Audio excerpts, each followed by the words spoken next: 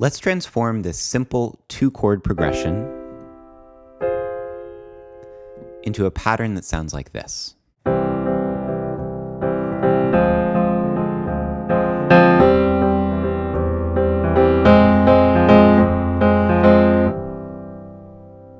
We'll break that transformation into 5 steps, and along the way you'll learn about a classic rhythm called pop clave, along with a very simple, approachable way to reharmonize a chord progression like this. I want to start with rhythm, and often a great way to practice rhythmic coordination between the hands is just to break things down to single notes. So I'm going to play a C in my right hand and a C in my left, and play this rhythm.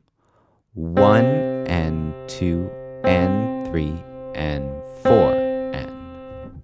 If I repeat that rhythm a little faster, it sounds like this. 1 and 2 and 3 and 4 and 1 and 2 and 3, 4.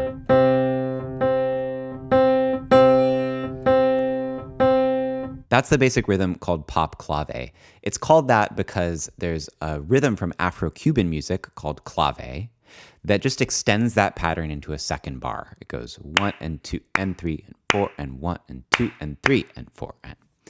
So pop clave is just the first measure of that repeated in multiple bars, and it's very common. It's used in lots of different kinds of music, especially in pop music. Now at faster tempos, you can also count this rhythm with 16th notes, and because we're headed towards a pretty fast tempo here, I'm going to count it this way for the rest of the video.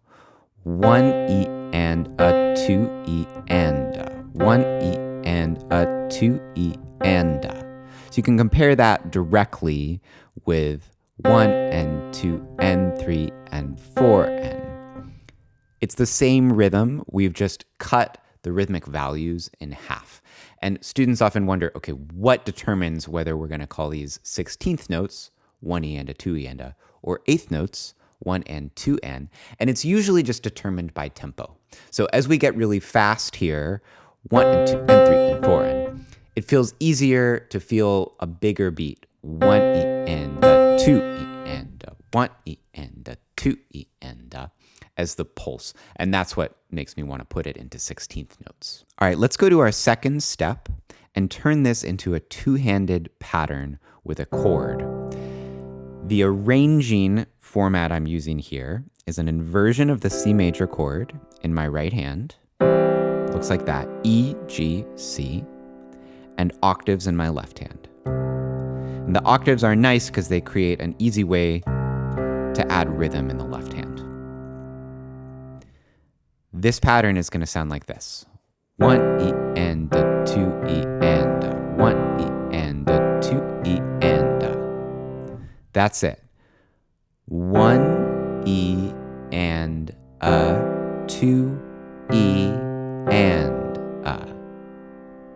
Take that as slow as you need, and I highly recommend in your practice actually counting those syllables aloud. And that's what's going to make it possible to go really, really slow, like 1 E and so forth. I won't make you sit through the whole pattern at that tempo, but you should do that in your practice if you're having any difficulty with this to start. And then once you've done it at that slower tempo, you can speed it up. And if you use the counting syllables, you'll have consistent rhythm between the really slow tempo and the really fast tempo. So just sit with that pattern and get really comfortable doing it on the 1 C major chord.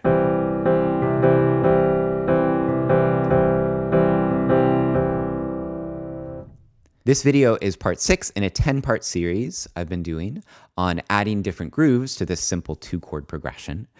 So if that's news to you, you're welcome to click on the playlist here and go back and watch the whole series from the start. I bring it up because I'm using sustain pedal here, and I've covered the approach to sustain pedal in other videos. I'm going to be changing the pedal with every new chord sound. Now, let's add in the second chord. To start with, we'll just use F minor.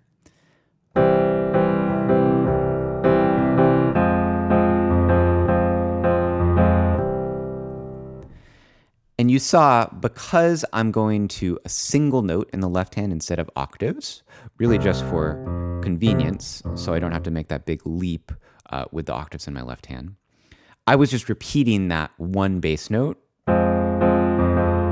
for the rhythm instead of doing it in the thumb. Now at this point, we've covered a lot of ground. We're playing the entire pattern that I demonstrated at the start of the video against that simple 2-chord progression. So I highly encourage that you practice just with those 2 chords to start with and get to where you feel really comfortable. Then we can explore this fun harmonization idea. I'm going to keep the notes in my right hand the same, but my left hand is moving through different bass notes. So to explore this harmony, before we do it with the full pattern, I want you to just play whole notes on each of these chords. And listen to how it sounds if I leave F minor in my right hand, but I play D in the bass. It has a very similar function. Now, depending on your musical taste and experience, this sounds pretty dissonant to some students, but if you hear it in context, most people's ears will accept it and even enjoy it because we get this feeling of tension and release. And that's the key concept that's going to happen between these 2 chords throughout what we do, that the C major chord feels resolved, and then we get tension on the F minor chord that resolves back to the C major chord. This is a really important principle across music, and especially in harmony.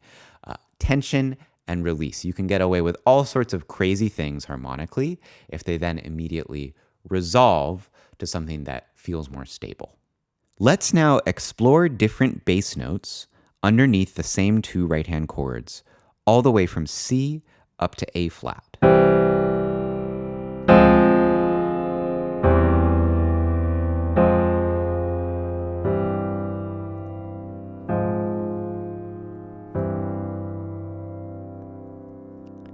Basically, I'm using chord tones from the C major chord as the resolved chord.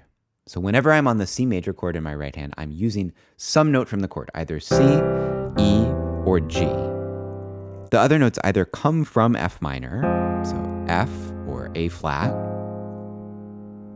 or in the case of this D note, it adds up to this chord sound of D half diminished, or D minor 7 flat 5, that has a similar function of tension and release. So the 3 tense bass notes that I used were D, F, and A flat. The 3 resolved bass notes that I used were C, E, and G. Once you understand this, you can practice moving around between these 2 chord sounds in an improvisatory way.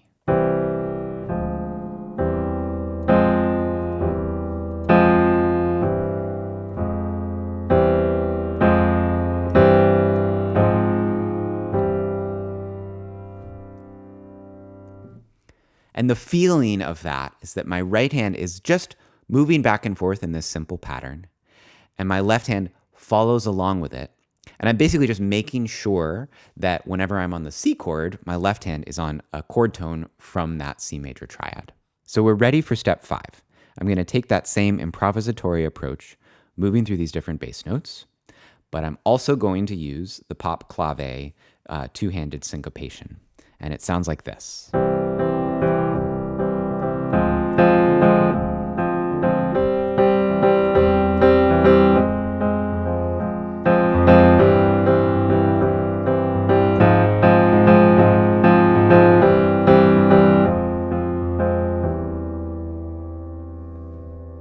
If you like that pattern and you like this approach of improvisation, you can explore it to your heart's content and try different variations on this back and forth pattern.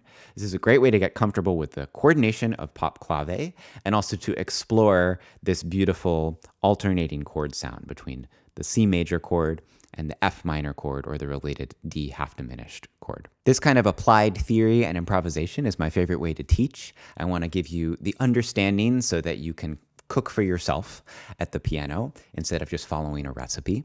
So if that approach appeals to you, you should head to pianofluency.com and learn more about becoming a member.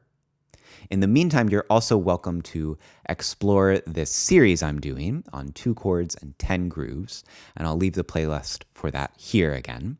My name is Ted with Piano Fluency.